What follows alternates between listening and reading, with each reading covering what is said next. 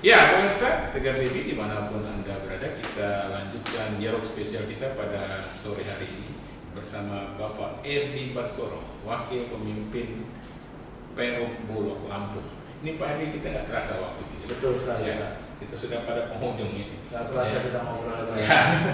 Pak Erdi, umumnya pada sesi terakhir ini kita ada closing statement, harapan, kalimat penutup dari sesi kita. Silakan Pak Erdi. Oke, terima kasih Pak, karena kita tadi bicara mengenai serangan gagah beras di Provinsi Lampung ya. Harapan saya sebenarnya adalah swasembada ini memang tidak hanya terjadi dalam satu negara, tapi swasembada per lokal atau regional. Dalam arti Provinsi Lampung juga swasembada. Apalagi Lampung juga merupakan salah satu dari 8 sentra provinsi ya Pak ya. Jadi swasembada ini dalam arti kebutuhan dalam provinsi itu sudah terpenuhi dan bahkan bisa mengcover kebutuhan provinsi sedang. Membantu. Ya. Dengan kondisi yang ada ini, harapan saya juga harapannya adalah pemerintah daerah maupun provinsi itu mendukung kabupaten kota atau provinsi mendukung dengan pembangunan infrastruktur pasca panen. Jadi ada penambahan dryer, penambahan penggilingan, bahkan penambahan arsitan atau apapun apa ya. Itu menjadi mutlak agar gabah-gabah yang ada di Provinsi Lampung ini benar-benar terserap secara optimal. Jadi tidak ada lagi isu gabah itu keluar dari Provinsi Lampung, gabah dipanen di Provinsi Lampung sendiri, diolah di Lampung sendiri, dan dihasilkan beras sehingga memberikan nilai lebih bagi Provinsi Lampung. Yang menikmati masyarakat Lampung. Ketika petani menjual gabah hanya dapat duit 6.500, coba bayangkan kalau dia menjual beras, bisa 2 kali lipat dia terima. Bisa dia jual dengan harga 13.000 atau 12.500 kan, bisa dia atur. Jadi otomatis pendapatan masyarakat petani juga semakin meningkat. Jadi hal ini pun juga terlepas kita memahami dan kita mengerti program dari Pak Prabowo ini sangat luar biasa, membantu kesejahteraan petani ya Pak ya. Dan semoga program-program seperti ini terus berlangsung selama Pak Prabowo menjabat sebagai presiden. Semoga beliau diberikan kesehatan selalu, tetap bisa mengawal negara kita dengan baik dan meningkatkan kesejahteraan masyarakat secara umum. Menarik. Harapan untuk pemerintah daerah ya, soal pasca panen juga. Ya. Kalau sama mitra atau bareng dengan petani dan sebagainya. Kalau mitra harapannya bekerja sama dengan Bulog nih lebih kedepannya ditingkatkan Pak, tingkatkan komitmennya, tingkatkan kualitasnya, syarat-syarat itu ya. Jadi kerjasama ini tidak bersifat sementara, namun langgeng Pak. Dengan keterlibatan mitra yang baik, otomatis kita mengukuhkan penguatan kinerja kita Pak. Sekarang ini berapa? 159 miliar Pak. Siapa tahu nanti dengan berkembangnya di depan bisa lebih banyak lagi Pak. Betul. Ya, harapannya. Karena ada pasca panen. Karena ada pasca panen, otomatis mitra kita semakin besar dan menambah bahkan lapangan kerja. tidak hanya menambah jumlah mitra, tapi siapa tahu Pak menambah kapasitasnya beliau.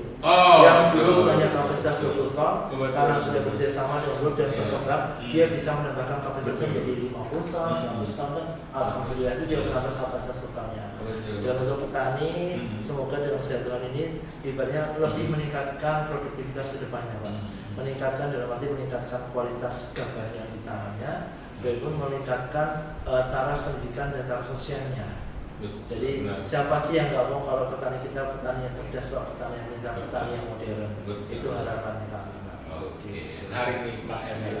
Tapi memang ada hal lagi yang menjadi pertanyaan saya ini terakhir nih Pak Erdi Baskoro. Karena kita tahu juga bahwa Bulog ini kan bukan hanya masalah gabah dan beras, ada produk lain misalnya apa? Yang komersial itu gimana? Baik, Bulog menjalankan proses bisnisnya memang dengan 2 mata, yaitu PSO atau Public Service Oriented, dan juga yang satunya adalah komersial.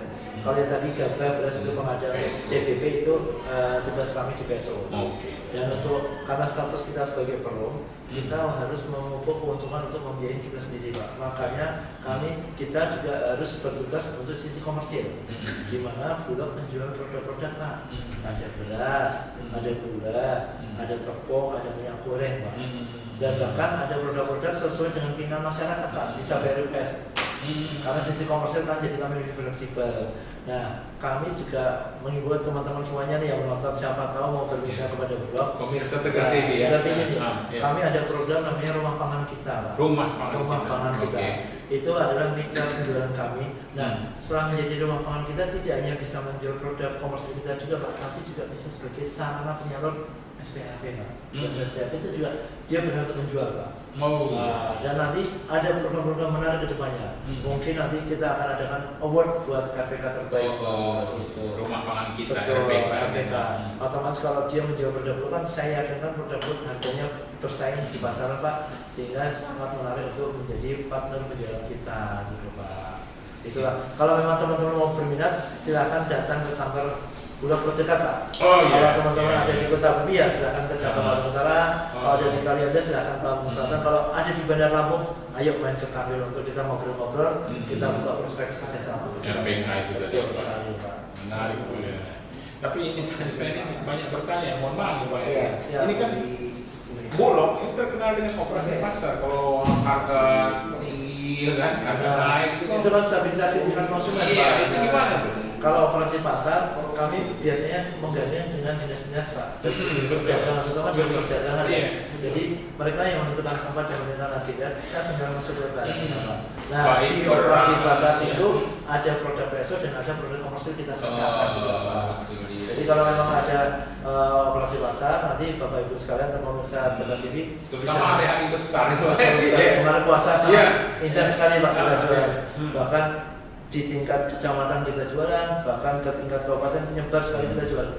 Ada juga bisa dinas terkait, Pak. Kalau memang punya anggaran PAD-nya untuk mensubsidi komoditi bisa kerjasama dengan kita, Pak. Karena itu sangat membantu. Betul sekali bantu masyarakat. Jadi setidaknya biar masyarakat bisa membeli komoditi yang sejatinya di Bulog sudah murah bisa lebih murah lagi untuk subsidi dari pemerintah daerah. Gitu, Pak.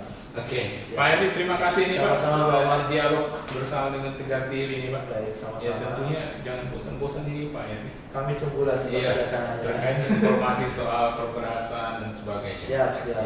Ya pemirsa Tegar TV dimanapun Anda berada, saat ini kita berada pada penghujung dialog spesial kita bersama Wakil Pimpinan Wilayah Perum Bulog Lampung, Bapak Edi Baskoro. Saya sebagai pembawa acara mohon diri, mohon pamit dan mohon maaf jika ada salah kata. Saya tutup. Billahi taufiq wal hidayah. Wassalamualaikum warahmatullahi wabarakatuh. Terima kasih.